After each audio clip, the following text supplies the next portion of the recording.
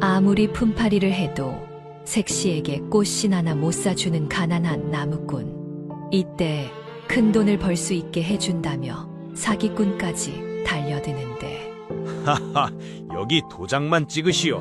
내 큰 돈을 벌게 해줄 터이니.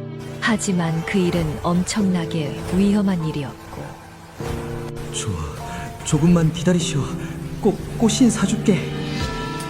이 모든 것을 알고 지혜롭게 대처한 아내가 있었으니, 오디오 야담을 찾아주셔서 감사합니다. 구독과 좋아요는 영상 제작에 큰 힘이 됩니다. 조선 중기 선조 임금이 다스리던 무렵의 이야기입니다. 한양에서 나흘길 떨어진 산골 마을이 있었는데, 이 마을은 가난했습니다. 땅이 척박해서 농사가 잘 되지 않았고, 사람들은 나무를 해다 팔아 근근히 살았으니 그마저도 헐값에 넘겨야 했습니다. 이 마을에 억쇠라는 사내가 살고 있었는데, 힘은 장사였지만 요령이 없었고 늘 헐값에 노동력을 팔며 살았습니다. 억쇠에게는 연희라는 아내가 있었습니다. 연희는 지혜로운 여인이었습니다.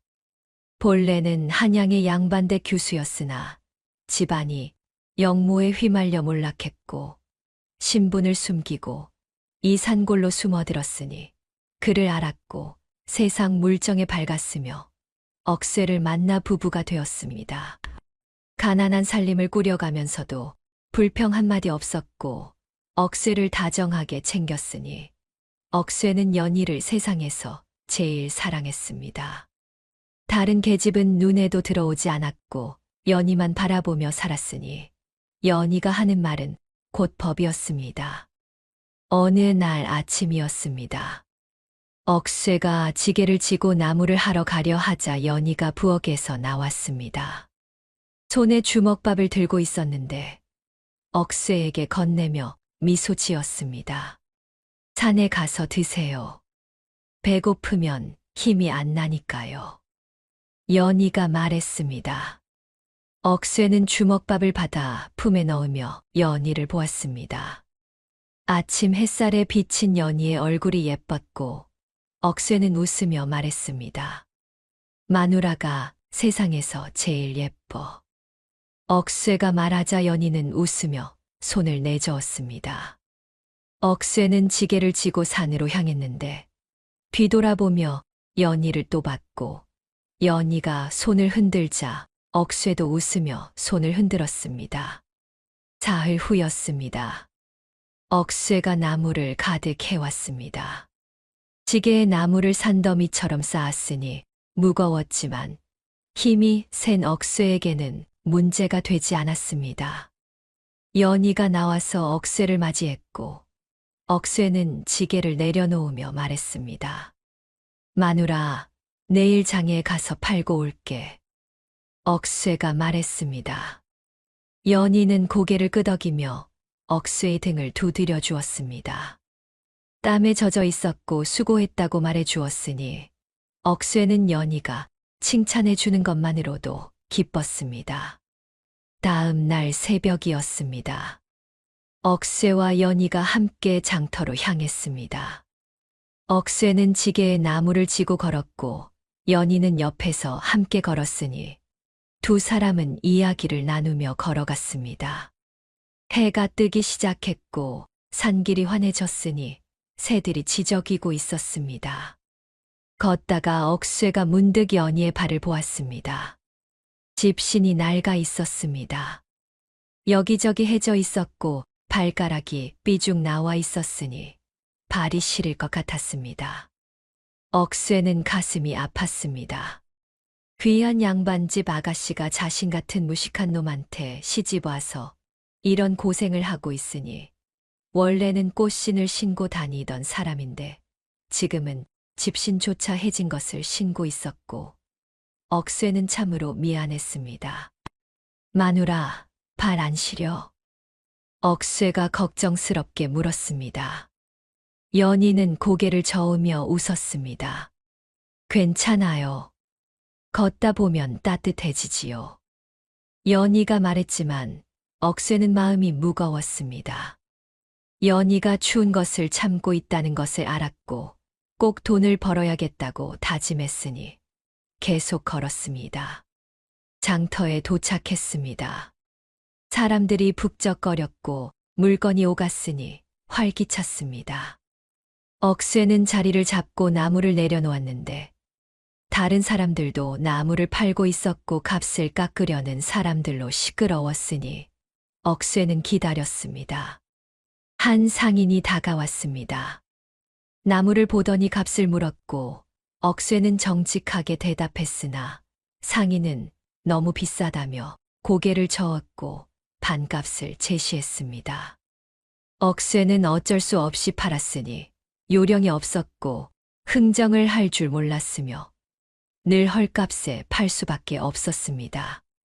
나무를 다 팔고 나니 돈이 얼마 안 되었습니다.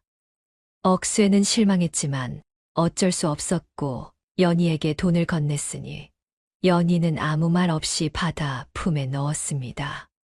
저기 좀 둘러볼게요. 연희가 말했습니다.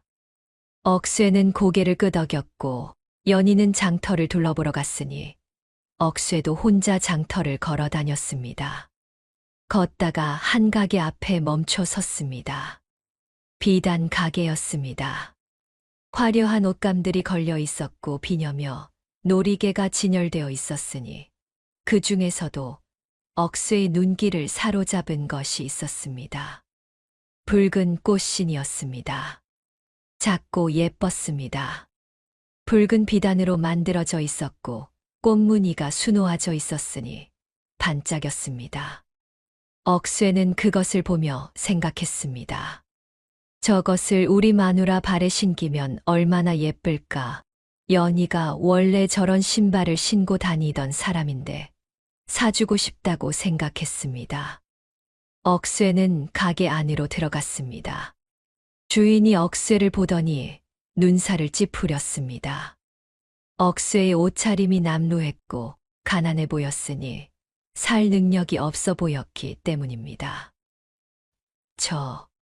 저 꽃신이 얼마요? 억쇠가 조심스럽게 물었습니다. 주인은 코웃음을 치며 대답했습니다. 은자 5냥이야. 주인이 말했습니다. 억쇠는 깜짝 놀랐습니다. 은자 5냥이면 엄청난 돈이었고 자신이 한 달 동안 나무를 팔아도 모을 수 없는 돈이었으나 포기할 수 없었습니다. 그럼 값을 좀 깎아주시면. 억쇠가 말하려 하자 주인이 손을 내저었습니다. 돈도 없는 거지가 재수 없게 나가. 주인이 소리쳤습니다. 억쇠는 당황했고 물러서려 했으나 그때 주인이 소금 한 줌을 집어 억쇠에게 뿌렸습니다. 썩 꺼져. 소금이 억쇠의 얼굴에 날아왔습니다.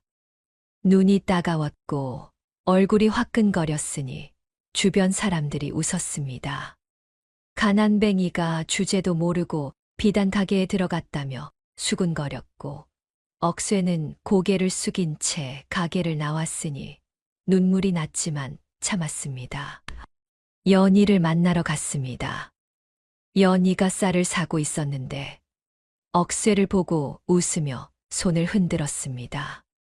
억쇠는 억지로 웃으며 다가갔고 연희는 억쇠의 표정이 이상한 것을 알아챘지만 묻지 않았으니 함께 집으로 돌아갔습니다. 집에 도착했습니다. 연희가 저녁을 준비하는 동안 억쇠는 마당에 앉아 있었습니다. 해가 지고 있었고 어두워지고 있었으니 억쇠는 생각에 잠겨 있었습니다. 붉은 꽃신이 자꾸 떠올랐고 주인에게 당한 수모가 떠올랐으니 가슴이 답답했습니다.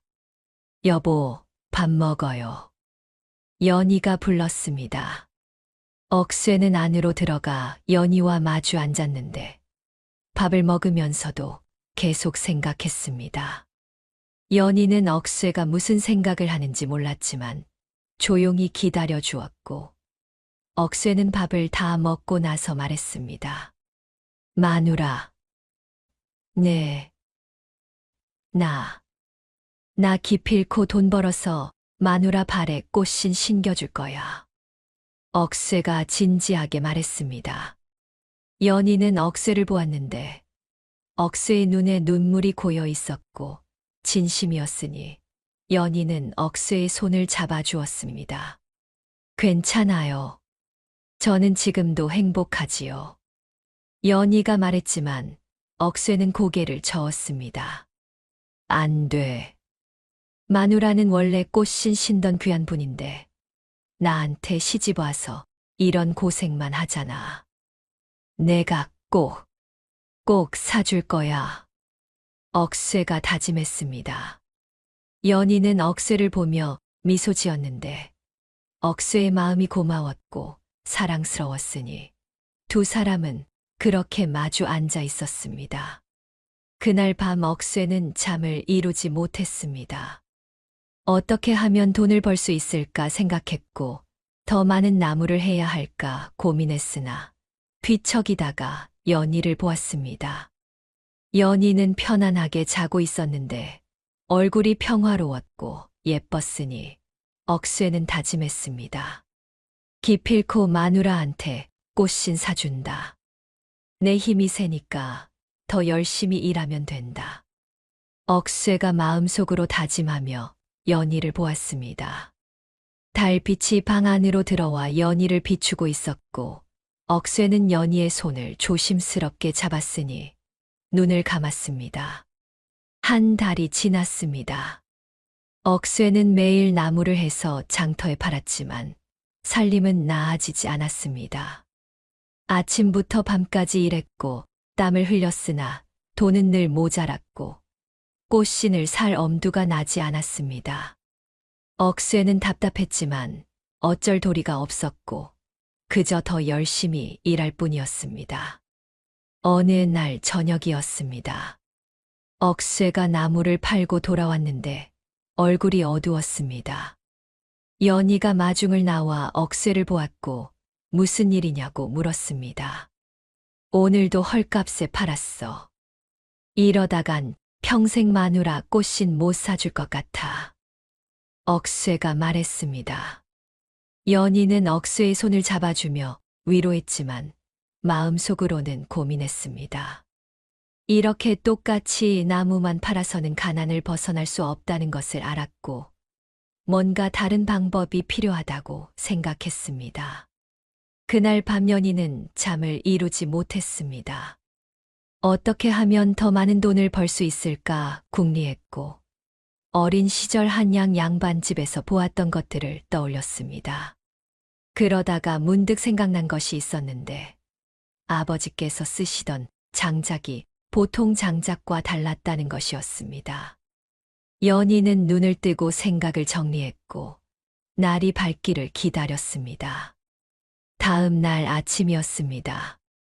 연희가 억새를 불렀습니다.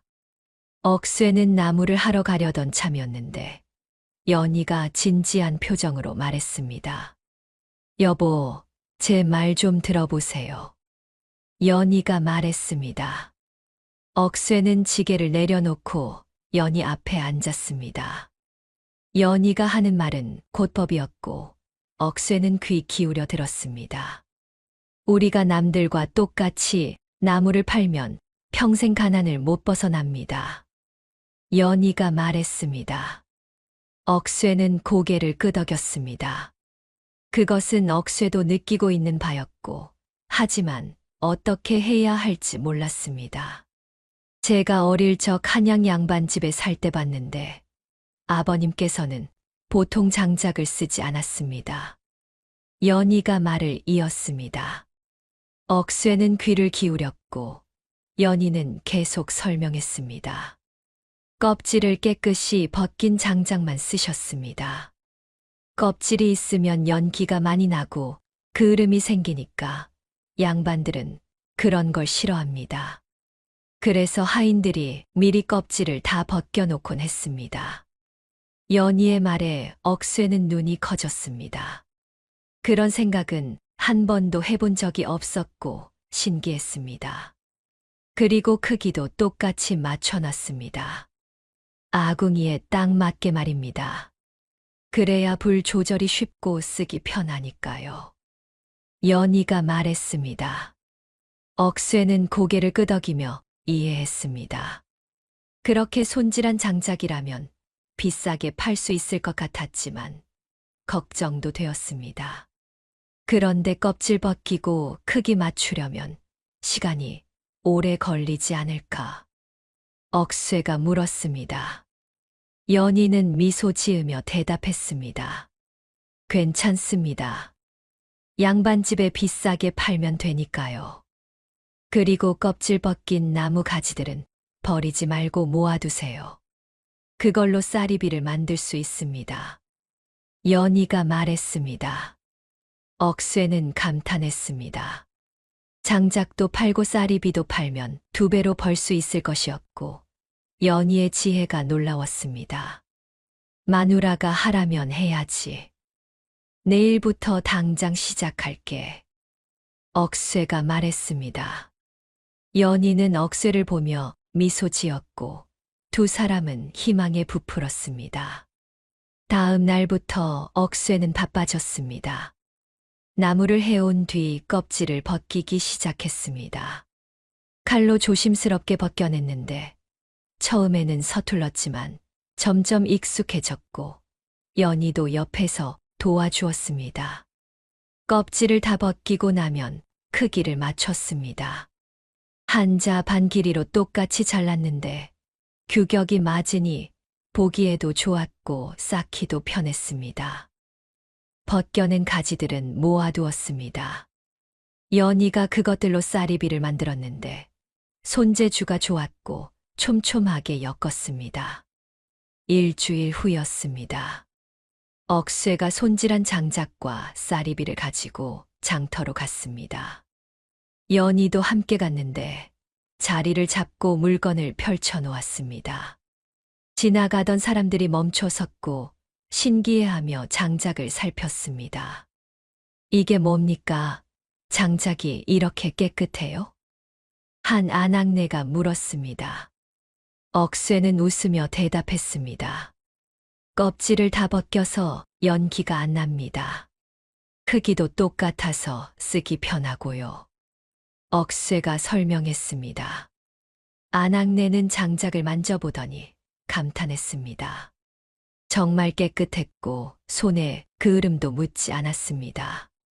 얼마입니까? 보통 장작의 5배입니다. 연희가 대답했습니다. 아낙네는 놀랐지만 고민하다가 샀습니다. 양반집 하녀였는데 주인어른께서 연기를 싫어하셔서 이런 장작을 찾고 있었다고 말했습니다. 그날 오전에 장작이 다 팔렸습니다. 양반집 하인들이 많이 샀고 값을 깎지도 않았습니다.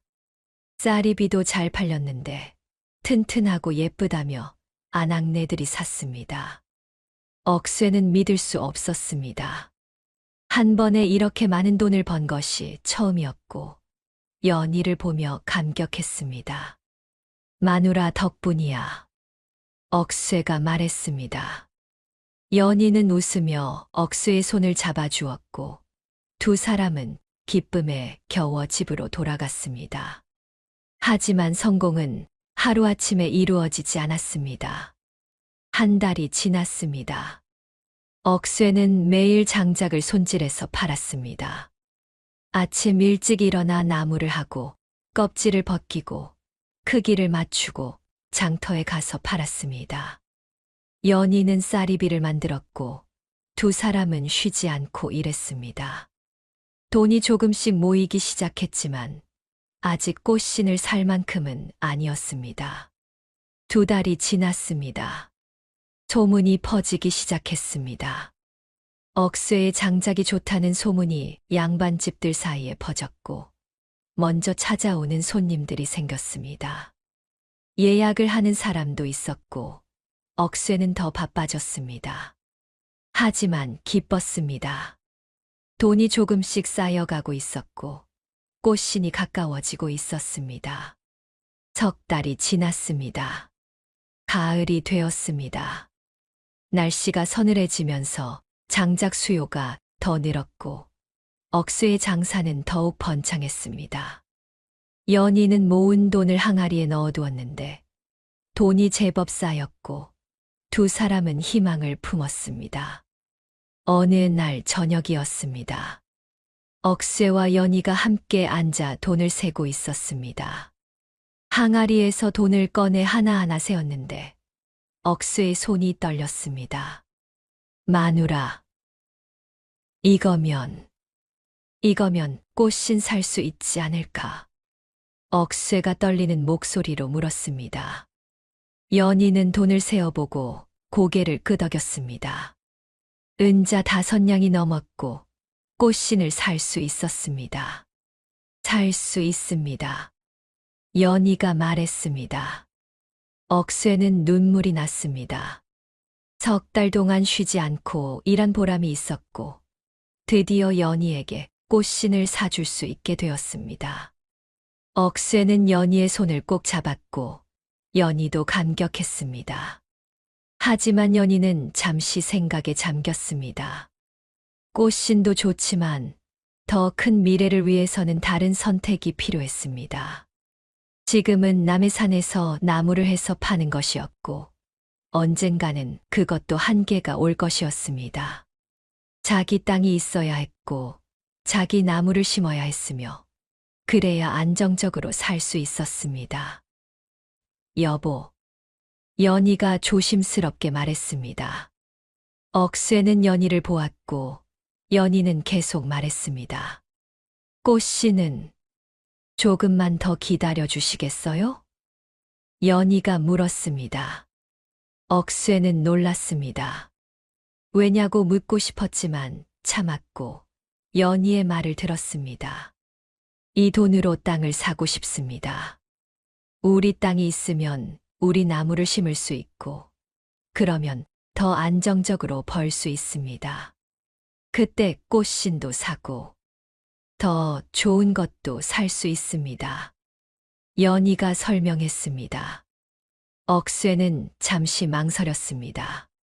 꽃신을 사주고 싶었지만 연희의 말이 옳았고 연희가 하자는 대로 하는 것이 맞았습니다. 그래, 마누라가 하자는 대로 하자. 억쇠가 말했습니다. 연희는 미안해하며 억쇠를 보았지만 억쇠는 웃으며 연희의 손을 잡았습니다. 괜찮아. 조금만 더 기다리면 되지. 마누라 말이 맞아. 억쇠가 말했습니다. 연희는 고마워하며 억쇠를 안았고 두 사람은 새로운 희망을 품었습니다. 다음 날부터 두 사람은 땅을 알아보기 시작했습니다. 장터에 가서 땅을 파는 사람이 있는지 수소문했고 마을 사람들에게도 물어봤습니다.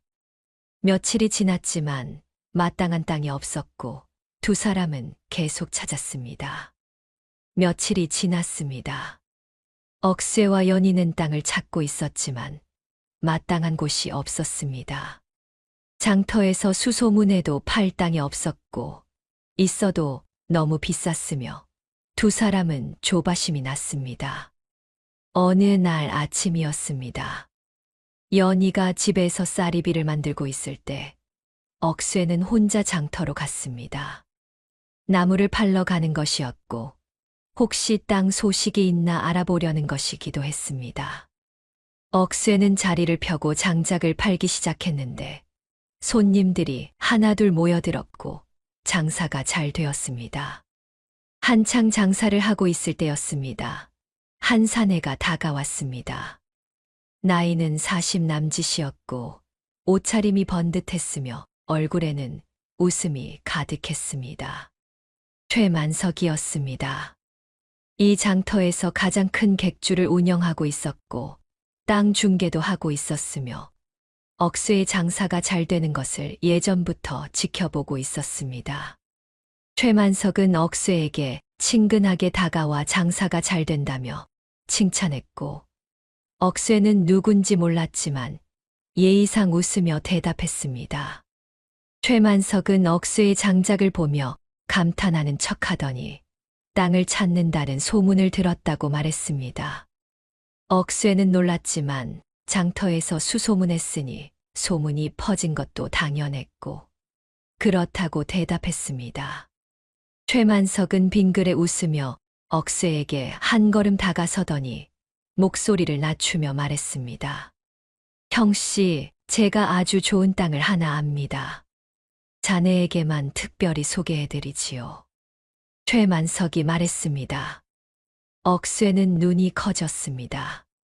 좋은 땅이라니 정말 그런 땅이 있다면 얼마나 좋을까 싶었고 기대가 되었습니다. 억쇠가 어디에 있냐고 물으려 하자 최만석은 주위를 둘러보더니 더욱 목소리를 낮추며 말했습니다. 여기서 말하긴 그렇고 지금 당장 가봅시다. 다른 사람도 노리고 있어서 늦으면 팔려버립니다. 최만석이 재촉했습니다. 억쇠는 당황했습니다. 지금 당장 가자니 연희에게 말도 못하고 장사도 덜 끝났으며 망설여졌습니다. 하지만 최만석은 계속 재촉했습니다. 형씨, 이런 기회는 다시 안 옵니다. 가격도 싸고 땅도 좋은데 지금 안 가면 후회합니다. 최만석의 말에 억쇠는 마음이 급해졌습니다. 연희에게 땅을 사주겠다고 약속했고 좋은 땅을 놓치고 싶지 않았으며 결심했습니다. 그럼 갑시다. 억쇠가 말했습니다. 최만석은 만족스럽게 웃으며 억쇠를 이끌었고 두 사람은 장터를 빠져나가 산길로 접어들었습니다. 한 시즌쯤 걸었을 때였습니다. 산길을 올라가는데 길이 험했습니다. 나무가 우거져 있었고 돌이 많았으며 억쇠는 이상하다는 생각이 들었지만 최만석을 따라갔습니다. 최만석은 앞장서서 걸으며 계속 말했습니다. 좋은 땅이라고 조금만 더 가면 된다고 억쇠를 안심시키며 계속 걸었고 억쇠는 숨을 헐떡이며 뒤따랐습니다. 한참을 올라 도착한 곳은 넓은 터였는데 억쇠는 그것을 보고 숨이 막혔습니다. 땅이 온통 돌투성이었습니다. 자갈밭이었고 풀도 제대로 자라지 않았으며 농사를 지을 수 있을 것 같지 않았습니다. 억쇠는 최만석을 보며 떨리는 목소리로 물었습니다. 이게 좋은 땅입니까? 억쇠가 물었습니다. 최만석은 당황하지 않고 웃으며 대답했습니다. 돌이 많아 보이지만 치우면 땅이 비옥하다고 이만한 땅을 이 값에 팔 곳이 어디 있겠냐고 말했습니다. 억쇠는 의심스러웠지만 땅이 넓은 것은 사실이었고 돌을 치우면 된다는 말도 일리가 있어 보였습니다. 억쇠가 값을 물었습니다. 최만석은 은자 10냥이라고 했고 억쇠는 놀랐습니다. 자신이 모은 돈이 은자 6냥 정도였는데 부족했습니다. 하지만 최만석은 이미 준비한 듯 말을 이었습니다. 지금 절반만 내고 나머지는 1년 후에 내면 된다고 걱정하지 말라고 말했습니다. 억쇠는 고민했습니다. 1년이면 충분히 모을 수 있을 것 같았고 땅도 넓었으며 하지만 연희에게 물어봐야 할 것 같았습니다. 억쇠가 마누라에게 물어보고 오겠다고 말하려 하자 최만석이 손을 내저으며 재촉했습니다. 형씨, 지금 도장 안 찍으면 내일은 다른 사람한테 팔립니다. 그리고 값도 2배로 올라갑니다. 최만석이 다그쳤습니다. 억쇠는 급해졌습니다. 연희가 땅을 사자고 했고 이 기회를 놓치면 안 될 것 같았으며 마누라가 하자는 대로 땅을 사는 것이니 괜찮을 것 같았습니다. 알겠습니다. 사겠습니다. 억쇠가 말했습니다. 최만석은 빙그레 웃으며 품에서 계약서를 꺼냈습니다. 미리 준비해온 것이었고 억쇠 앞에 펼쳤으며 도장을 찍으라고 재촉했습니다. 억쇠는 계약서를 보았습니다. 하지만 글을 읽을 줄 몰랐고 무슨 내용인지 알 수 없었으며 최만석의 말만 믿을 수밖에 없었습니다. 최만석이 건네준 도장을 받아 계약서에 찍었고 최만석도 자신의 도장을 찍은 뒤 만족스럽게 계약서를 챙겼습니다. 억쇠는 돈을 꺼내 최만석에게 주었고 최만석은 돈을 받아 품에 넣은 뒤 억쇠와 헤어졌습니다. 억쇠는 돌산을 바라보며 생각했습니다. 돌이 많지만 치우면 될 것이고 나무를 심으면 좋을 것이며 연희가 기뻐할 것 같았습니다. 억쇠는 기쁜 마음으로 산을 내려와 집으로 향했습니다. 해질 무렵 집에 도착했을 때 연희가 마당에서 억쇠를 기다리고 있었습니다. 반갑게 맞이하는 연희를 보며 억쇠는 웃으며 말했습니다. 마누라, 땅 샀어. 억쇠가 말했습니다. 연희는 놀라 억쇠를 보았고 기쁘면서도 걱정되었습니다. 어떤 땅인지 어떻게 샀는지 궁금했고 물었습니다. 계약서 좀 보여주세요. 연희가 말했습니다. 억쇠는 품에서 계약서를 꺼내 연희에게 건넸고 연희는 계약서를 펼쳐 읽기 시작했습니다. 처음에는 평범해 보였지만 끝부분을 읽다가 연희의 얼굴이 굳었습니다. 여보, 이 조항이 연희가 떨리는 목소리로 말했습니다. 억쇠는 이상한 낌새를 느끼고 물었고 연희는 떨리는 목소리로 설명했습니다.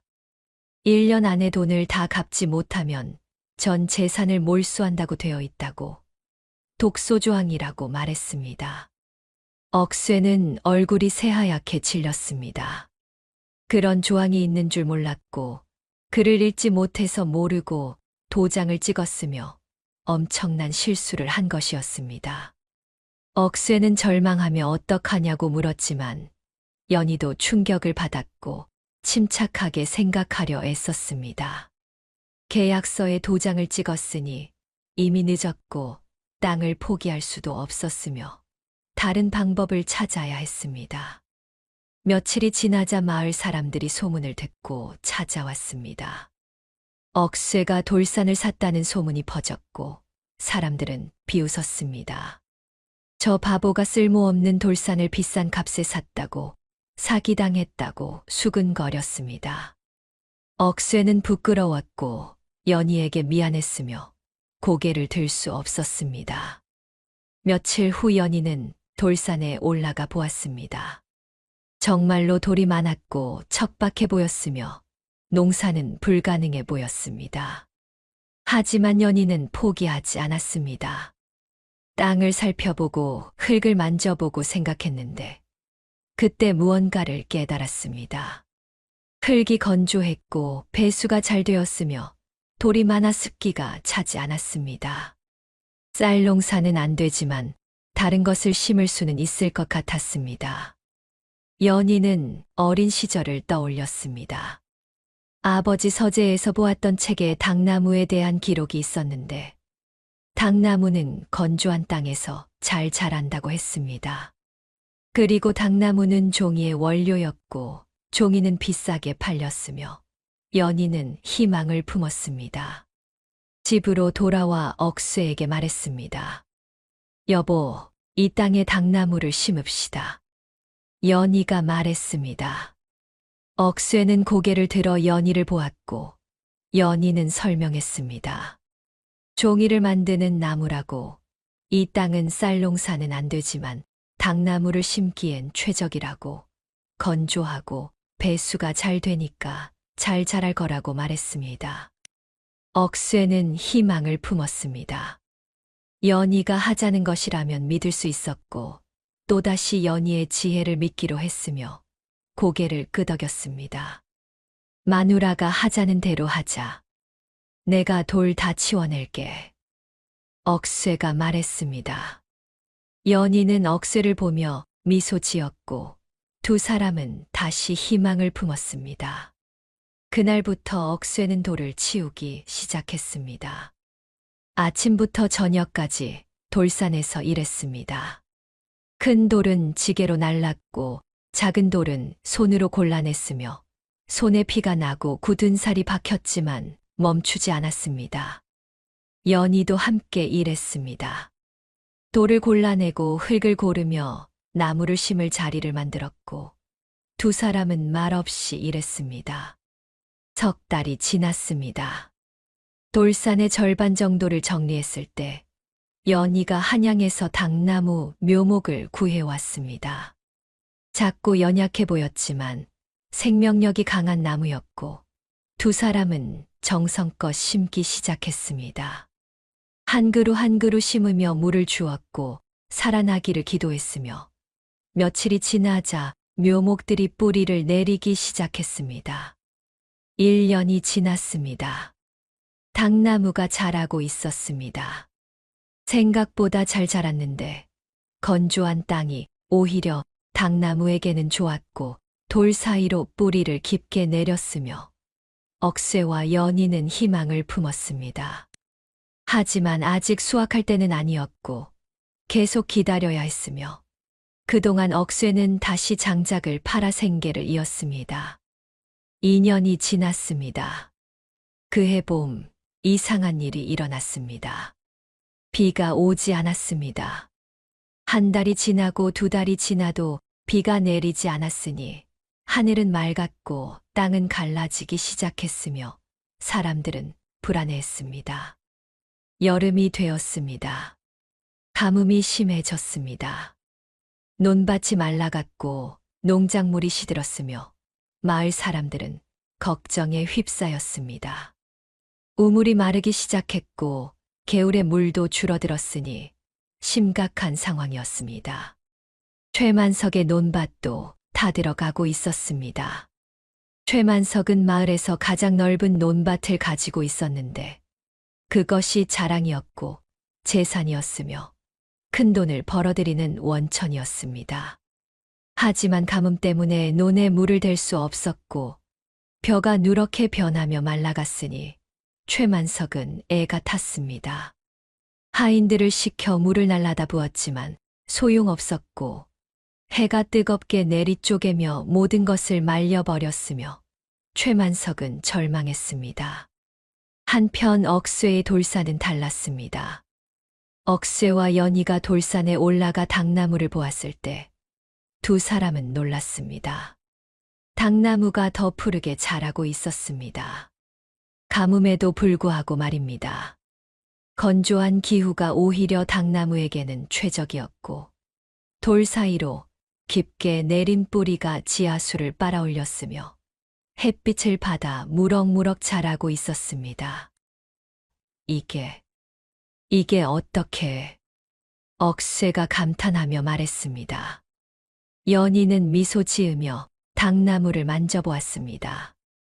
잎이 두툼했고 줄기가 튼튼했으니 최상품이었습니다. 건조한 날씨가 당나무에게는 좋은 것 같습니다. 이러면 올해 가을에 수확할 수 있겠습니다. 연희가 말했습니다.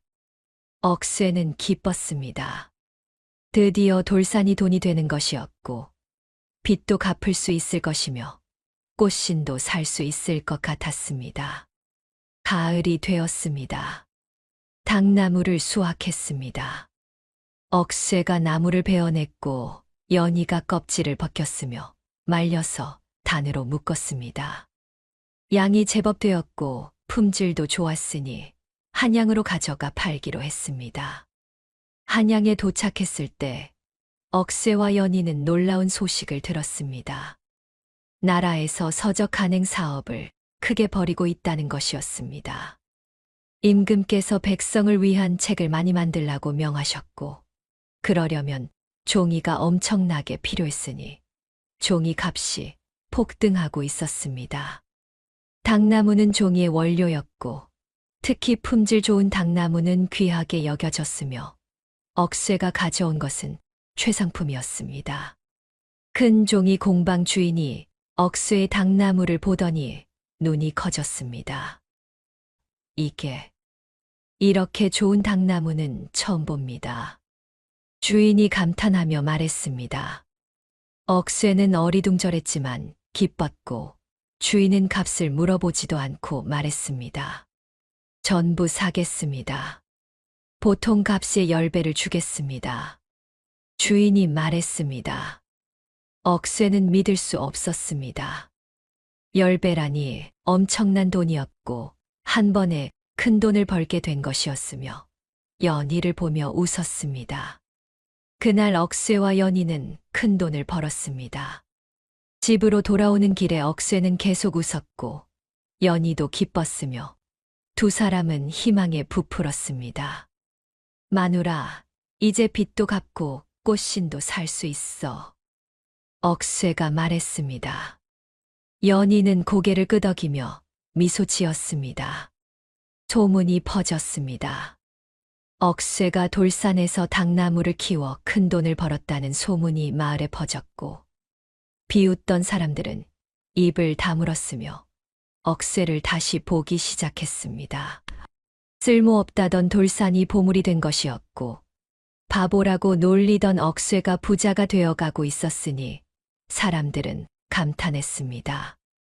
하지만 이 소문은 최만석의 귀에도 들어갔습니다. 최만석은 논밭이 망해 큰 손해를 보았고 빚이 생겼으며 답답해하고 있었습니다. 그런데 자신이 헐값에 팔았던 돌산에서 억새가 큰 돈을 벌고 있다는 소식을 듣고는 배가 아팠습니다. 억새를 속여 판 땅이었는데 오히려 억새가 성공했으니 분했습니다. 하지만 최만석은 영리한 사람이었고 다른 방법을 생각했습니다. 억새한테 접근해서 돈을 빼내야겠다. 최만석이 생각했습니다. 직접 뺏을 수는 없었고 다시 속여야 했으며 계략을 꾸미기 시작했습니다. 며칠 후였습니다. 억새가 장터에 나왔을 때 최만석이 굽신거리며 다가왔습니다. 예전의 오만한 모습은 온데간데 없었고 웃으며 친근하게 말을 걸었습니다. 억새 형씨, 오래간만이지요. 최만석이 말했습니다. 억새는 경계했습니다. 자신을 속여 돌산을 판 사람이었고 믿을 수 없었으니 차갑게 대답했습니다. 무슨 일이십니까? 억새가 물었습니다. 최만석은 미안한 척 웃으며 말했습니다. 예전 일은 정말 죄송합니다. 제가 그 땅이 그렇게 좋은 줄 몰랐지요. 형씨 안목이 대단하십니다. 최만석이 치켜세웠습니다. 억새는 코웃음을 쳤지만 최만석은 개의치 않고 계속 말했습니다. 사실 형씨께 좋은 제안이 하나 있어서 왔습니다. 제가 한양에 인맥이 있는데 궁중에 납품하는 상인들과 친분이 있지요. 형씨의 닭나무를 한양 진상품 독점권으로 팔 수 있게 해드리겠습니다. 최만석이 말했습니다. 억새는 귀가 솔깃했습니다. 한양 진상품 독점권이라니 그렇게 되면 엄청난 돈을 벌 수 있을 것이었고 꽃씨는 물론이고 연희에게 더 좋은 것도 사줄 수 있을 것이며 욕심이 났습니다. 하지만 조심스러웠습니다. 최만석을 믿을 수 없었고 또 속을까봐 걱정되었으니 망설였습니다. 한 가지 조건이 있습니다. 최만석이 말했습니다. 억새는 귀를 기울였고 최만석은 계속 말했습니다. 궁중 납품은 기한이 정확해야 합니다. 내년 가을까지 닭나무를 납품해야 하는데 만약 기한을 어기면 최만석이 잠시 망설이는 척하더니 말했습니다. 위약금을 내야 합니다. 하지만 형씨라면 문제 없겠지요? 최만석이 말했습니다. 억새는 고민했습니다. 내년 가을까지라면 충분했고 올해도 수확했으니 내년에도 할 수 있을 것이며 문제 없을 것 같았습니다. 하지만 집에 가서 연희와 상의해야 할 것 같았습니다. 지난번 실수를 또 하고 싶지 않았고 연희의 의견을 들어야 했으며 최만석에게 말했습니다. 제 마누라와 상의하고 억쇠가 말하려 하자 최만석이 끼어들었습니다. 형씨, 이건 지금 결정하셔야 합니다. 다른 사람도 노리고 있어서 내일이면 기회가 날아갑니다. 최만석이 재촉했습니다. 억쇠는 급해졌습니다. 이 기회를 놓치면 안 될 것 같았고 큰 돈을 벌어서 연희에게 꽃신을 사줘야겠다는 생각뿐이었으며 결정했습니다. 좋습니다. 하겠습니다. 억쇠가 말했습니다. 최만석은 빙그레 웃으며 품에서 계약서를 꺼냈고 억쇠 앞에 펼쳤으며 도장을 찍으라고 했습니다. 억쇠는 계약서를 보았지만 여전히 글을 읽지 못했고 최만석의 말만 믿었으며 도장을 찍었습니다. 집으로 돌아왔을 때 연희가 맞이했습니다. 억쇠는 기쁜 마음으로 연희에게 말했습니다. 한양 진상품 독점권을 얻었다고, 큰 돈을 벌 수 있다고, 이제 정말 꽃신을 살 수 있다고 말했습니다. 하지만 연희의 표정이 굳었고 계약서를 보여달라고 했으며 억쇠는 계약서를 건넸습니다.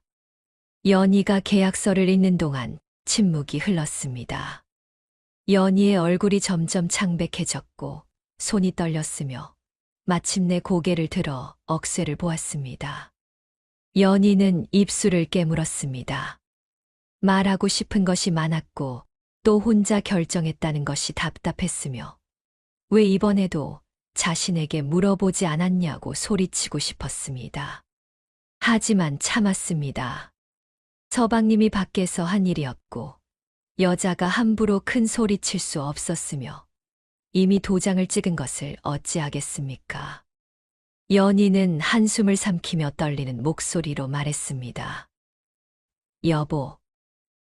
또 연희가 말을 잇지 못했습니다. 억쇠는 불길한 예감이 들었고 연희의 말을 기다렸습니다. 기한을 어기면 전 재산을 몰수한다고 되어 있습니다. 연희의 말에 억쇠는 얼어붙었습니다. 또다시 속은 것이었고 또다시 독소조항에 걸린 것이었으며 억쇠는 절망했습니다. 마누라. 나. 억쇠가 떨리는 목소리로 말하려 했지만 말이 나오지 않았습니다. 연희를 볼 수 없었고 고개를 숙였으며 눈물이 날 것 같았습니다. 연희는 억쇠를 보았습니다. 화도 났고 답답하기도 했지만 억쇠의 어깨가 떨리는 것을 보니 마음이 아팠습니다. 들어가 계십시오. 연희가 조용히 말했습니다. 억쇠는 고개를 들지 못한 제 방으로 들어갔고 연희는 마당에 홀로 남아 하늘을 보았습니다. 별이 가득했지만 마음은 어두웠고 한숨이 절로 나왔으며 어떻게 해야 할지 막막했습니다. 그날 밤 억쇠는 방에 들어가지 못했습니다. 마당에 앉아 밤을 지새웠는데 연희를 볼 면목이 없었고 자책감에 잠을 이룰 수 없었으며 계속 자신을 탓했습니다. 왜 또 연희에게 물어보지 않았는지, 왜 또 혼자 결정했는지 바보 같은 자신이 미웠습니다. 연희도 잠을 이루지 못했습니다. 방 안에 누워 있었지만 눈을 감을 수 없었고 마당에 앉아 있는 억쇠가 보였으며 가슴이 답답했습니다. 말하고 싶었습니다. 왜 또 그랬냐고, 왜 또 자신을 믿지 않았냐고 물어보고 싶었지만 입 밖으로 내지 못했습니다. 여자가 서방을 나무라는 것은 쉽지 않았고 더구나 이미 벌어진 일이었으며 이제는 해결책을 찾아야 했습니다. 새벽이 되었습니다. 동이 트기 시작했고 새들이 지저귀기 시작했으며 억쇠는 마당에서 일어났습니다. 연희가 방문을 열고 나왔고 두 사람은 마주 보았습니다. 침묵이 흘렀지만 말이 필요 없었습니다. 억수의 눈에는 미안함이 가득했고 연희의 눈에는 걱정이 가득했으며 두 사람은 그렇게 서로를 보았습니다. 내년 가을까지입니다. 연희가 먼저 말을 꺼냈습니다. 억수에는 고개를 들어 연희를 보았고 연희는 계속 말했습니다. 1년이 있습니다. 준비하면 됩니다. 지금부터 당나무를 더 심고 잘 키우면 해낼 수 있습니다.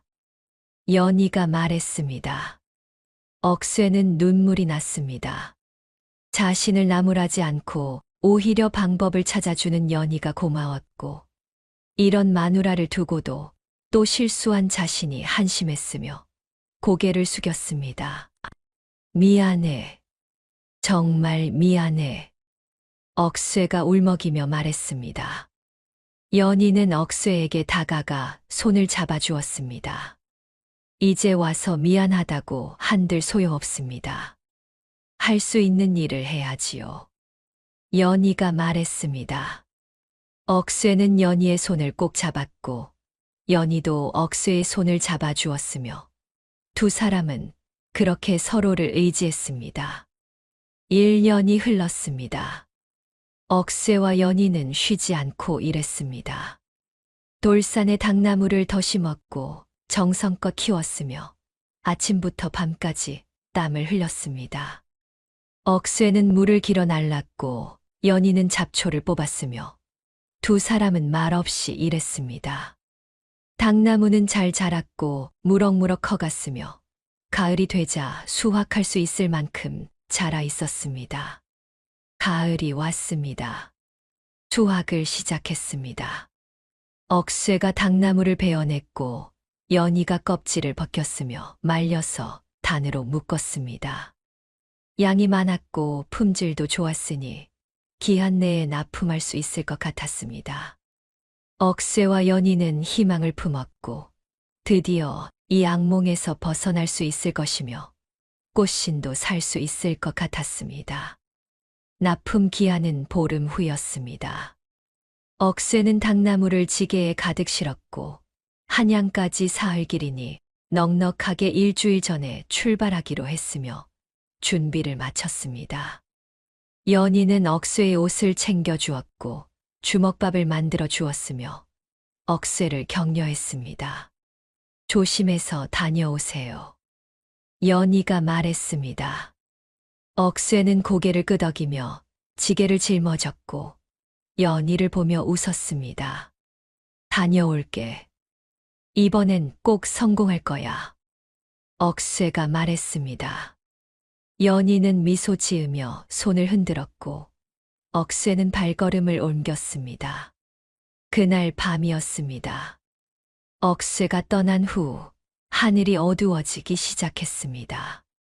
구름이 잔뜩 끼었고 바람이 불었으며 불길한 기운이 감돌았습니다. 연희는 창밖을 보며 걱정했고 억수애가 무사히 가고 있을지 염려했으며 기도했습니다. 천둥이 쳤습니다. 번개가 하늘을 갈랐고 곧이어 빗방울이 떨어지기 시작했으며 보슬보슬 내리던 비가 점점 거세졌습니다. 억수같이 쏟아지기 시작했고 하늘에 구멍이 난 것처럼 비가 쏟아졌으며 연희는 불안했습니다. 같은 시각 한양으로 가는 길목에서는 다른 일이 벌어지고 있었습니다. 최만석이 하인 셋을 데리고 다리 아래에 숨어 있었습니다. 한양으로 가는 유일한 다리였고 억수애가 반드시 건너야 하는 곳이었으며 최만석은 이곳을 노리고 있었습니다.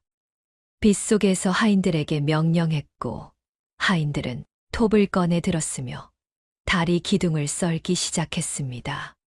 조용히 해. 들키면 안 돼. 최만석이 속삭였습니다. 하인들은 조심스럽게 톱을 움직였고 기둥에 톱 자국이 생기기 시작했으며 서서히 다리가 약해지고 있었습니다. 한 시즌쯤 지나자 기둥이 거의 잘려나갔고 최만석은 만족스럽게 웃으며 하인들을 데리고 사라졌습니다. 새벽이 되었습니다. 빗줄기가 더욱 거세졌고 계곡물이 불어났으며 다리가 흔들리기 시작했습니다. 마침내 뚝 하는 소리와 함께 기둥이 부러졌고 다리가 무너져 내렸으며 급류에 휩쓸려 떠내려갔습니다. 한양으로 가는 유일한 길이 끊긴 것이었습니다.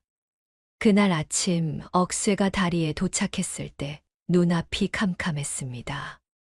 다리가 없었습니다. 완전히 무너져 있었고 급류만 흐르고 있었으며 건널 방법이 없었습니다. 억쇠는 주저앉았습니다. 1년 동안 준비한 것이 물거품이 될 것이었고 기한을 어기면 전 재산을 잃을 것이며 절망했습니다. 안 돼, 안 돼. 억쇠가 중얼거렸습니다. 손에 힘이 빠졌고 지게가 땅에 내려앉았으며 빗속에서 고개를 떨구었습니다. 어떻게 해야 할지 몰랐고 길이 막혔으니 갈 수도 없었으며 억쇠는 절망에 빠졌습니다. 그때 뒤에서 말발굽 소리가 들렸습니다. 고개를 돌아보니 연희가 말을 타고 달려오고 있었습니다. 빗속을 뚫고 왔는데 옷이 흠뻑 젖어 있었고 얼굴에 빗물이 흘러내리고 있었으며 숨을 헐떡이고 있었습니다. 연희는 말에서 내려 억쇠에게 달려왔고 억쇠는 연희를 보며 울먹였습니다. 마누라, 다리가 끊어졌어.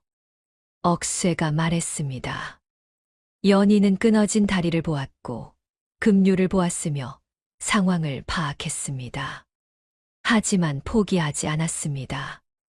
억쇠의 뺨을 때렸고 억쇠는 놀라 연희를 보았으며 연희는 억쇠의 어깨를 잡고 흔들었습니다. 정신 차리세요. 아직 끝난 게 아닙니다. 연희가 소리쳤습니다. 억쇠는 연희를 보았고 연희는 계속 말했습니다. 육로가 막혔으면 수로가 있지 않습니까? 뗏목을 띄우세요. 연희가 말했습니다. 억쇠는 눈이 커졌습니다. 뗏목, 그렇습니다.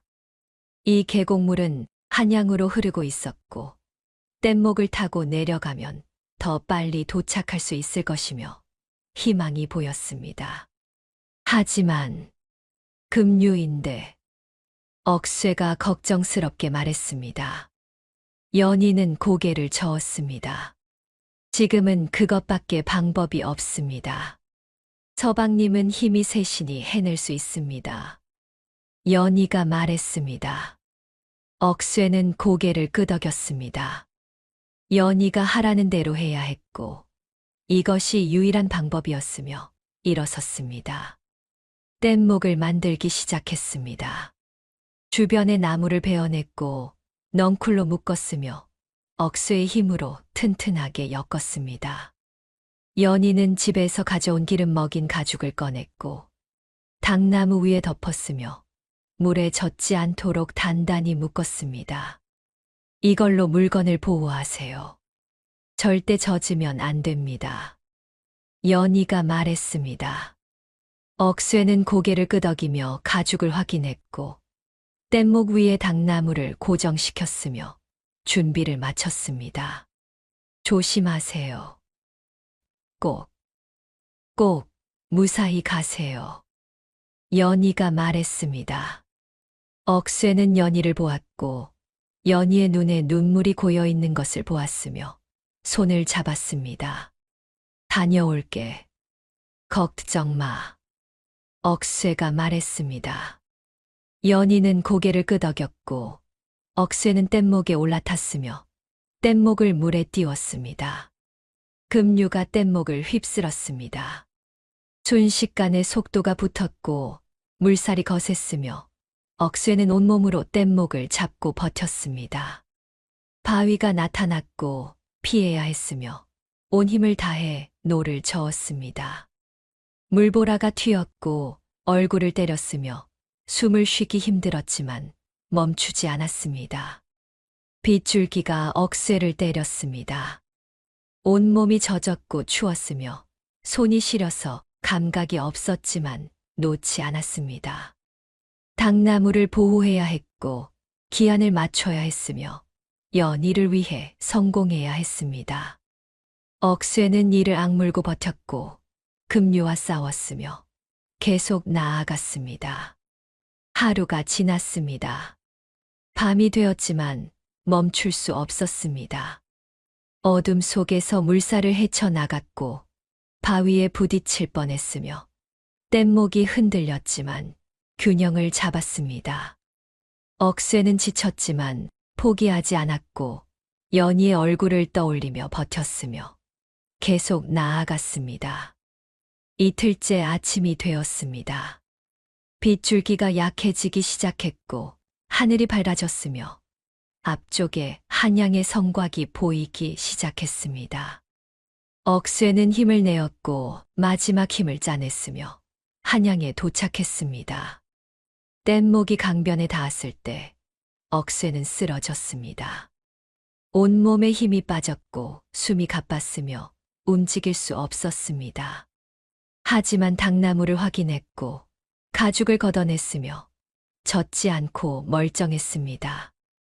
억쇠는 안도의 한숨을 쉬었고 웃음이 났으며 해냈다고 생각했습니다. 억쇠는 잠시 쉬었다가 일어났습니다. 몸은 지쳤지만 마음은 급했고 기한 내에 납품해야 했으며 한시가 바빴습니다. 당나무 단을 지게에 짊어지고 걸었는데 납품처는 한양관아 근처의 큰 종이 공방이었고 그곳으로 향했습니다. 관아 앞 광장에 도착했을 때 이상한 광경이 펼쳐져 있었습니다. 최만석이 관리 앞에 서 있었습니다. 관아의 하급 관리였는데 납품을 관리하는 사람이었고 최만석은 그에게 무언가 설명하고 있었습니다. 억쇠는 멀리서 지켜보았고 귀를 기울였으며 최만석의 말을 들었습니다. 관리님, 억쇠라는 자가 납품 기한을 어겼습니다. 최만석이 말했습니다. 관리는 장부를 펼쳐보며 고개를 끄덕였고 최만석은 계속 말했습니다. 저놈이 도망갔습니다. 계약서에 따라 전 재산을 몰수해야 하지 않습니까? 최만석이 말했습니다.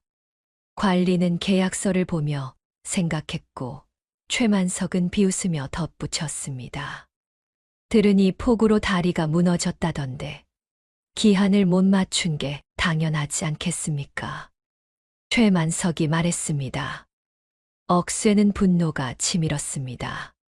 다리를 끄는 것이 최만석이었는데 오히려 자연재해인 척하고 있었고 거짓말을 하고 있었으며 억쇠는 참을 수 없었습니다. 잠깐, 억쇠가 소리치며 앞으로 나섰습니다. 최만석은 깜짝 놀라 뒤를 돌아보았고 억쇠를 보더니 얼굴이 새하얗게 질렸으며 믿을 수 없다는 표정이었습니다. 억쇠, 내가 어떻게...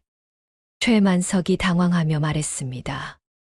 억쇠는 지게를 내려놓고 당나무를 꺼냈으며 관리에게 내밀었습니다. 관리님, 납품하러 왔습니다. 억쇠가 말했습니다. 관리는 당나무를 받아 살펴보았고 품질을 확인했으며 고개를 끄덕였습니다. 기한 내에 도착했고 품질도 좋습니다. 관리가 말했습니다. 최만석은 당황했습니다. 계획이 틀어진 것이었고 어떻게든 막아야 했으며 관리에게 말했습니다. 관리님, 이상하지 않습니까? 다리가 끊어졌는데 어떻게 여기까지 왔단 말입니까? 최만석이 따졌습니다. 관리도 고개를 갸우뚱했고 억쇠를 보며 물었습니다. 다리가 끊어졌다는데 어떻게 온 것이오? 관리가 물었습니다. 억쇠는 침착하게 대답했습니다. 뗏목을 타고 왔습니다. 억쇠가 말했습니다. 최만석은 코웃음을 쳤습니다. 뗏목, 그 급류를 뗏목으로? 말도 안 되는 소리를. 최만석이 말했습니다. 하지만 억쇠는 개의치 않았습니다. 오히려 지게 뒤에 묶여 있던 것을 풀었고 무거운 나무 기둥을 끌어냈으며 관리 앞 바닥에 던졌습니다. 쿵 하는 소리와 함께 기둥이 굴렀습니다. 다리 기둥이었습니다. 억쇠가 뗏목을 만들 때 물에 떠내려가던 다리 기둥을 건져 올렸던 것이었고 뗏목을 튼튼하게 만들기 위해 사용했으며 증거로 가져온 것이었습니다. 관리가 기둥을 살펴보았는데 끊어진 부분을 보더니 눈이 커졌습니다. 톱 자국이었습니다. 깨끗하게 썬 자국이 선명했고 인위적으로 자른 흔적이 역력했으며 자연재해로 부러진 것이 아니었습니다. 관리는 기둥을 자세히 살펴보았고 톱질한 각도와 깊이를 확인했으며 고개를 들어 최만석을 보았습니다. 이게 자연재해로 끊어진 것이 아니로군. 톱으로 썬 것이오. 관리가 말했습니다. 최만석은 얼굴이 창백해졌고 뒷걸음질 쳤으며 변명하려 했습니다. 그게 제가 아닙니다. 저는 최만석이 말을 더듬었습니다. 하지만 관리는 엄한 표정으로 최만석을 보았고 주변의 관졸들을 불렀으며 명령했습니다. 저자를 잡아라. 국가의 서적 간행 사업을 방해했고 관하로 가는 길을 끊었으니 신문이 필요하오. 관리가 명령했습니다. 관졸들이 최만석에게 달려들었고 최만석은 도망치려 했지만 붙잡혔으며 땅바닥에 엎드려졌습니다. 최만석이 발버둥 쳤지만 소용없었고 관졸들이 끌고 가는데 억쇠를 보며 도끼 어린 눈빛을 보냈지만 억쇠는 외면했습니다. 관리가 억쇠를 보며 말했습니다. 수고했소. 이런 급류를 뗏목으로 건너오다니 대단한 일이오. 나라의 서적 간행 사업을 지켜낸 공이 크니 위에 보고하겠소. 관리가 말했습니다. 억쇠는 고개를 숙여 인사했고 관리는 대금을 지불했으며 억쇠는 돈을 받아 품에 넣었습니다. 나라에서 공을 치야 한다는 말이 무슨 뜻인지 잘 몰랐지만 지금은 빨리 집으로 돌아가고 싶었습니다. 억쇠는 관할을 나와 한숨을 쉬었습니다. 긴장이 풀렸고 다리에 힘이 빠졌으며 그 자리에 주저앉고 싶었습니다. 하지만 참았습니다. 연희가 기다리고 있을 것이었고 빨리 돌아가 무사하다는 것을 알려야 했으며 억쇠는 발걸음을 옮겼습니다. 장터를 지나갈 때였습니다. 비단 가게가 보였습니다. 억쇠는 멈춰 서서 가게 안을 보았는데 붉은 꽃신이 여전히 진열되어 있었습니다. 품에는 돈이 있었고 지금 당장 살 수도 있었으며 억쇠는 가게 앞으로 다가갔습니다. 하지만 문 앞에서 멈춰 섰습니다. 지금은 아니었습니다. 지금은 빨리 집으로 가서 연희를 안심시켜야 했고 무사히 돌아왔다는 것을 보여줘야 했으며 꽃신은 그 다음이었습니다. 억쇠는 꽃신을 한참 보다가 돌아섰고 집으로 향했습니다. 사흘이 걸렸습니다. 산길을 걷고 또 걸었는데 몸은 지쳤지만 마음은 가벼웠습니다. 해냈다는 안도감이 있었고 이제 편히 살 수 있을 것이며 연희와 함께할 미래가 기다리고 있었습니다. 억쇠는 걸음을 재촉했고 마을이 보이기 시작했으며 집이 보였습니다. 마당에 연희가 서 있었습니다. 매일 억쇠를 기다렸던 것 같았습니다. 억쇠를 보자 달려왔고 억쇠도 달려갔으며 두 사람은 마당 한가운데서 만났습니다. 연희가 억쇠를 안았고 억쇠도 연희를 안았으며 한참을 그렇게 있었습니다. 무사히 돌아오셨네요. 연희가 울먹이며 말했습니다. 억쇠는 연희의 등을 토닥이며 대답했습니다. 다녀왔어. 걱정했지? 억쇠가 말했습니다. 연희는 고개를 끄덕이며 눈물을 흘렸고 억쇠는 연희를 안심시켰습니다. 다 잘 됐어. 납품도 했고 최만석도 관아에 잡혀갔어. 억쇠가 설명했습니다. 연희는 고개를 들어 억쇠를 보았고 믿을 수 없다는 표정이었으며 억쇠는 웃으며 이야기를 들려주었습니다. 뗏목을 타고 급류를 내려간 것, 다리 기둥을 증거로 가져간 것, 최만석이 체포된 것을 말했고 연희는 듣는 내내 놀라워했으며 감탄했습니다. 정말 대단하십니다. 연희가 말했습니다. 억쇠는 고개를 저었습니다. 마누라 덕분이야. 뗏목 생각을 내준 것도 마누라고 내가 포기하지 않게 해준 것도 마누라야. 억쇠가 말했습니다. 연희는 미소 지으며 억쇠의 손을 잡았고 두 사람은 집으로 들어갔습니다. 저녁을 먹으며 이야기를 나누었습니다. 억쇠는 한양에서 있었던 일들을 자세히 말해 주었고 연희는 집에서 걱정하며 기다렸던 이야기를 했으며 두 사람은 웃고 이야기하며 평화로운 시간을 보냈습니다. 오랜만에 편안했고 두려움이 없었으며 행복했습니다. 이제 우리 편히 살 수 있겠습니다. 연희가 말했습니다. 억쇠는 고개를 끄덕이며 연희의 손을 잡았고 미소 지었습니다. 그래, 이제 편히 살자. 억쇠가 말했습니다. 두 사람은 서로를 보며 웃었고 창밖으로는 달빛이 들어오고 있었으며 평화로운 밤이었습니다. 며칠이 지났습니다. 억쇠와 연희는 평화로운 나날을 보내고 있었습니다. 당나무밭을 돌보고 집안일을 하며 조용히 살았는데 더 이상 두려움이 없었고 빛도 없었으며 편안했습니다. 어느 날 아침 마을 어귀에서 말발굽 소리가 들렸습니다. 관복을 입은 관리가 말을 타고 왔는데 억쇠네 집 앞에서 말을 멈추더니 내렸고 억쇠를 찾았습니다.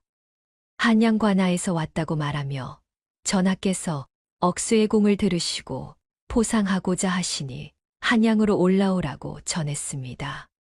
억쇠는 어리둥절했지만 연희가 웃으며 가보라고 눈짓했고 억쇠는 떠날 준비를 했습니다. 사흘 후 억쇠는 한양관아에 도착했습니다.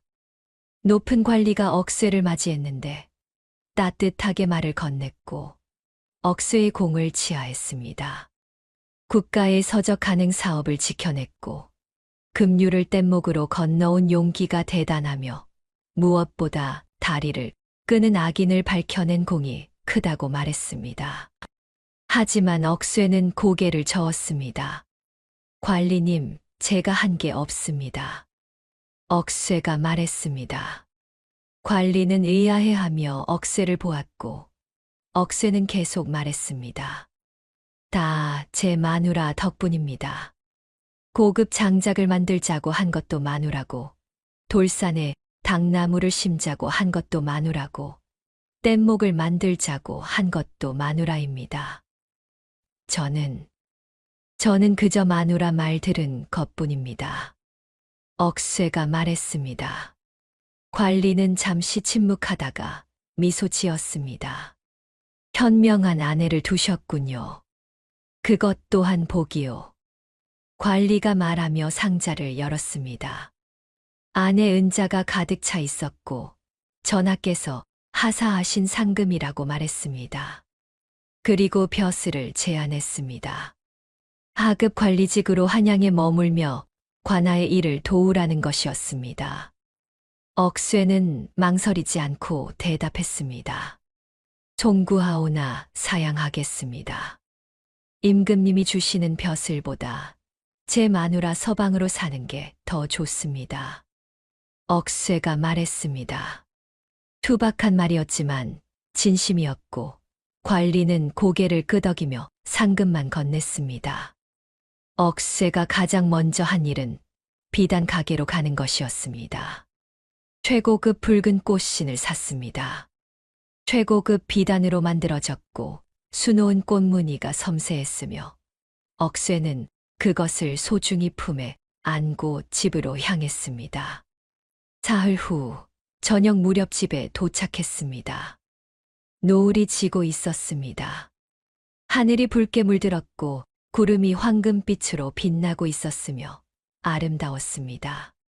연희가 마당에서 억새를 기다리고 있었는데 억새를 보자 달려왔고 억새도 웃으며 연희를 맞이했습니다. 억새는 연희에게 모든 것을 이야기했습니다.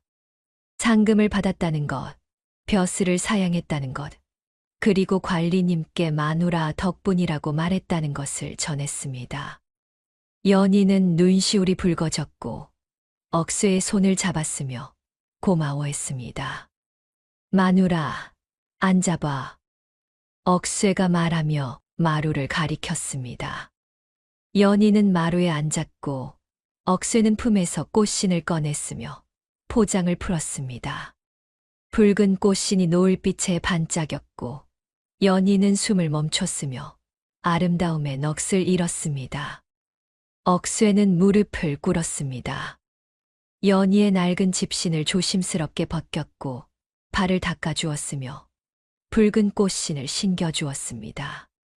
꽃신이 연희의 발에 딱 맞았고 노을빛을 받아 더욱 아름다웠으며 억새는 감격했습니다. 마누라, 억새가 말했습니다. 연희는 억새를 내려다보았고 억새는 계속 말했습니다. 고맙습니다.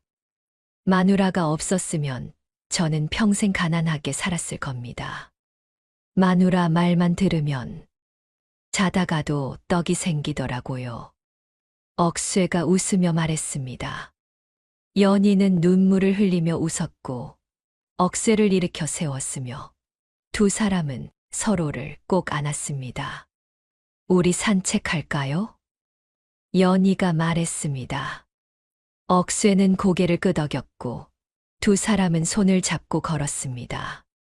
붉은 꽃신을 신은 연희의 걸음이 가벼워 보였고 억새는 그것을 보며 행복했으며 함께 걸었습니다. 노을이 마을을 물들이고 있었습니다. 하늘이 붉고 황금빛이었으며 두 사람의 그림자가 길게 늘어져 있었습니다. 억새와 연희는 손을 꼭 잡고 걸었는데 어디로 가는지는 중요하지 않았고 함께라는 것이 중요했으며 그것만으로 충분했습니다. 돈보다 중요한 것이 있었습니다. 벼슬보다 귀한 것이 있었으며 그것은 사랑하는 사람과 함께하는 것이었습니다. 그리고 억새가 배운 것이 하나 있었습니다. 아내의 말을 들으면 자다가도 떡이 생긴다는 것이었습니다. 연희의 지혜를 믿고 따랐기에 가난을 벗어날 수 있었고 연희의 말을 들었기에 위기를 극복할 수 있었으며 연희와 함께였기에 행복할 수 있었습니다. 억새와 연희는 평생 그렇게 살았습니다.